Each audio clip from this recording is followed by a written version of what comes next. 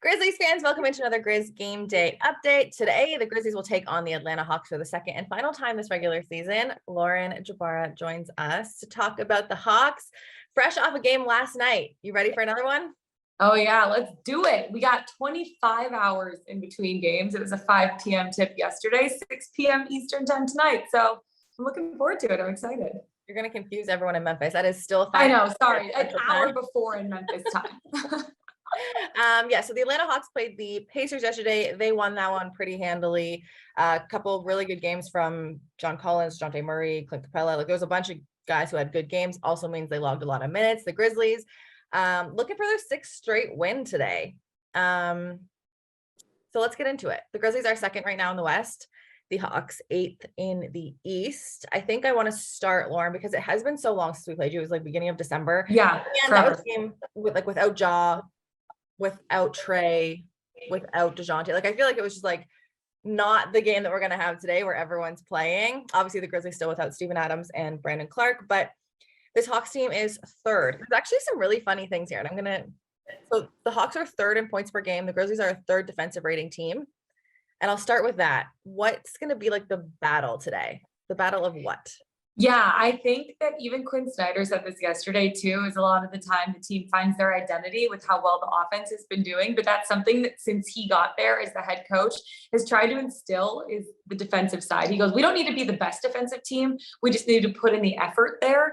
And I think that we saw that yesterday against the Indiana Pacers, not in the first half. The Pacers had over 70 points combined in the first half. But in that 3rd quarter, the Hawks held them to 25 points, which was really, really good. They put in that effort. It was the bench unit actually that really came in, especially after Trey was ejected, that raised the level and kind of responded to that. The bench had like 62 points combined. They were the ones that really lifted that energy in the 3rd quarter. And so I know that maybe the Hawks right now don't necessarily have the best defensive rating, but since Quinn Snyder has gotten there, we've seen definitely an uptick in the effort on the defensive side. And so I think that that's going to be a big thing tonight because they know the offense is going to come. That's what they're really good at. There were 8 players in double figures last night.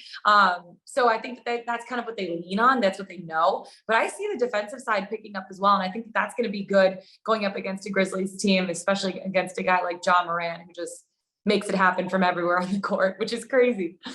So that 3rd quarter that you said you guys held the Pacers to, I think the last time we played you, it was the 3rd quarter that really separated these two teams. I'm pretty sure the Grizzlies had 40, if not 40 something. I think it was 40-point 3rd quarter. So that 3rd quarter should be very important today. The other thing is bench points. As of right now, we don't know if Ja Morant is starting or coming off the bench. My assumption is that he continues to come off the bench. Let's talk about some of the defenders that you have in that 2nd unit, because Ja obviously is a superstar. He won't always come off the bench, but if he does today, it's difficult for those 2nd units to try and contain him. Absolutely. I agree. One guy that I would just make note of is Onyeka Okongwu coming off our bench. He's a guy that just has elevated his game on both sides of the ball, like at all times. He's a guy that's putting in 150% effort. And it's just crazy to see what he's able to do. Like I look at Onyeka and Clint Capella, both as centers, and how they elevate each other's games. Clint, obviously, in that starting unit, Onyeka in the bench unit. Onyeka is still super young, but Quinn Snyder has really like praised him for his play and his effort. I feel like, especially on the defensive side, like I said, defense is effort and the amount that you care about it, right? Like you put in the energy and you play good defense. So I feel like on the defensive side, they're going to be okay. One guy that's even getting better, rookie AJ Griffin, he's even like, it's a big adjustment going from AAU, then playing 1 year in college, and going against these guys in the NBA.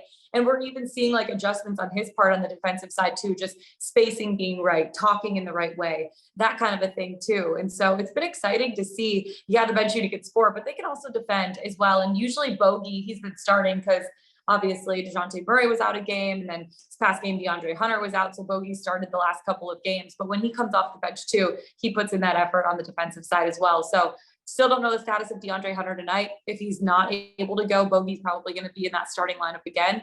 But it's going to be interesting to see which players are going to be available and which are not. Jalen Johnson, another guy, he's been out the last 5 games for the Hawks. But he's another guy that just great shot blocker, just it makes his presence known, and he's putting in that effort. That's the thing with the Hawks bench unit. They're so young. And so I think when you're a young guy like that, you want to prove yourself and you really want to give everything that you have. And that's what those guys are doing, which has been fun to watch. I'm going to ask you about one specific part of the defense because the Grizzlies play so well in transition, and like their offense is so predicated on the defense as well, like getting steals, getting rebounds, and then getting out and running. So they're third in the league. This is the other three. They're third in the league in fast break points, whereas the Hawks, and I know that we're saying like past All-Star break, the Hawks are a different team than they were before. Yeah. But overall in the season, they do allow the third most fast break points from their Oh, opponent. totally. I'm curious how that's changed, gotten better. Yeah, totally. And that's actually something that Quinn Snyder said yesterday in the post-game presser is we don't need to be the best defensive team. It's about putting in that effort and making sure that effort's there. And he's like, that's what we want the identity of this team to be. That's exactly what we saw against the Indiana Pacers, especially in that third quarter. And then going into that second half, like they needed to make an adjustment. The Pacers scored over 70 points in that first half. And that was the thing in the third quarter, right? Is transition defense. And he said it's one of those things too, where you can show guys clips of transition defense, you can point matchups out, but it's actually like getting in the trenches and being able to like see it, in person and actually get those reps doing it. And that's exactly what they're doing. It's just changing a mindset at a certain point and also getting like your lungs even more, because when you're playing super hard at the offensive side of the ball, and then you have to sprint back, you can't just jog, you can't just backpedal, you have to sprint back to have that good transition defense. Like that's a mindset and that's a work ethic thing. And I think that that's something that the Atlanta Hawks are really trying to ingrain in their identity right now. And I feel like we've seen a better uptick of that, especially since Quinn Snyder's been here, and especially even just the last couple of weeks after they've had a couple of weeks working with him. My last question for you, Lauren, and simply because it's like the hardest question. We have not seen this team since December 12th. Again, like I mentioned, it was a team where no one had their full squads, their superstars.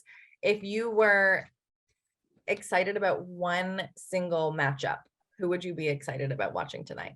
Oh, honestly, I feel like the Trey matchup is always like the one that everyone talks about, but I really love Tyus Jones and what he's able to do. Like on other teams, he would be a full-time starter, right? Like he knows his role with Memphis. He knows who Ja Morant is. And I have been loving watching him play and what he's able to do. Like he's really taking this opportunity that he has and running with it. So I'm excited to see him play tonight against Trey, against DeJounte, against all of our backcourts. That's going to be a fun matchup to watch. All right. So all the guards today. Yes. All the guard play.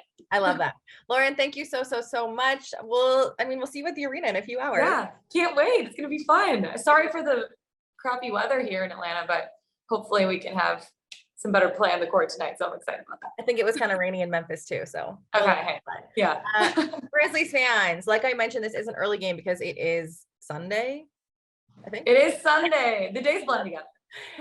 The tip-off is at 5 p.m. Please watch it on Bally Sports Southeast. We'll see you there.